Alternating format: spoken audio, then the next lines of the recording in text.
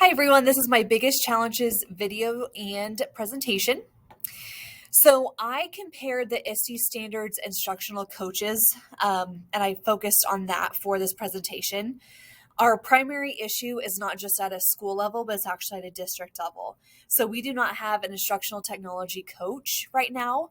I know that I have on here that it's a vacancy, but I don't see them fulfilling that vacancy anytime soon. So what happened was at the end of the 2021-2022 school year, Marcia Hirsch, who has worked in our district for about 25 to 30 years, she was our instructional technology coach. She retired.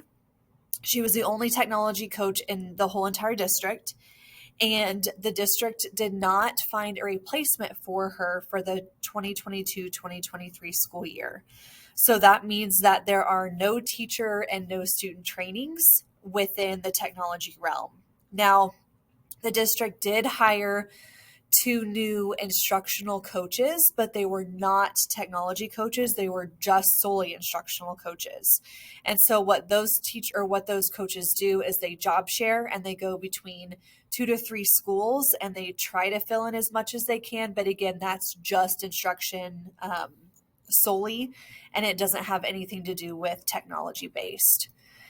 So what I did was I took the instructional coaches ISTE standards, and I broke each one of those down into 2 categories. So on the left-hand side, I said that USD 266 does meet these ISTE standards, or on the right-hand side, we do not meet these specific ISTE standards for this section. So unfortunately, by not having a technology instructional coach, 4.1A through E, this is something that our district does not meet in terms of instructional technology coaches. As far as 4.2 with the connected learner, again, we did not meet any of the ISTE standards for 4.2. And again, 4.2A to 4.2C, all of these are ones that we unfortunately have not met because we don't have anybody hired in that position. For 4.3 collaborator, this one was a little bit better. I think just based on the fact that we do have instructional coaches, we were able to check those boxes on 4.3A and 4.3C, only because, again, we have instructional coaches that are a little bit versed in technology. Now, by no means are they technology experts. They have probably no idea about the ISTE standards, but just based on the training that I've been given this school year, they do establish a trusting and respectful relationship with the teachers. They encourage us to try new instructional strategies. And then they also partner with the teachers in the elementary K through 6 realm. They do look at whether or not technology is efficient. Is it something that we need to do? Is it something that we need to invest in? And so we move forward with there. And so that's a little bit more of a partnership. And then again, half of these standards for 4.3 still are not met. For 4.4, the learning designer, this one was another one that wasn't so great. We didn't meet any of these standards either. And then A through D, again, were not met, unfortunately. With 4.5, the professional learning facilitator, there was only one of these that I felt like we did meet, and that was design professional learning based on needs assessments and framework. And this isn't more due to the coaches. I think this is more, in fact, due to the people that we have in our schools who look at our data. And so, again, I would say that's something that we would definitely need to improve on a district level. 4.6, this is data-driven decision makers. This one I felt like was the only one that we actually met each of the standards on. However, again, it's not because we have our instructional technology coaches. It's because of all of the other people that we have supporting us in the building who just happen to be well-versed in technology.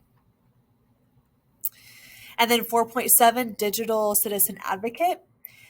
This one was a little bit better as well.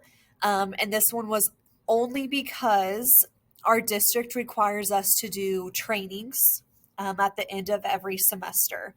And so they will send out this online training. It's online based. We have to fill it out as part of our contract, but it's only for the safety of the teachers. It's not really based on families or the outside culture. And so I will say that that was one of the discrepancies in 4.7 between what an instructional technology coach could provide versus what we're getting provided with right now.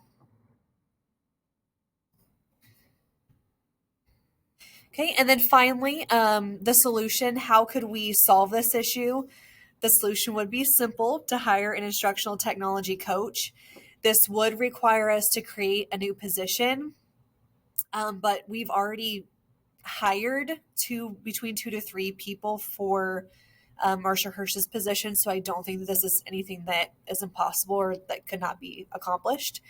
That new technology person would be the technology instructional coach specifically.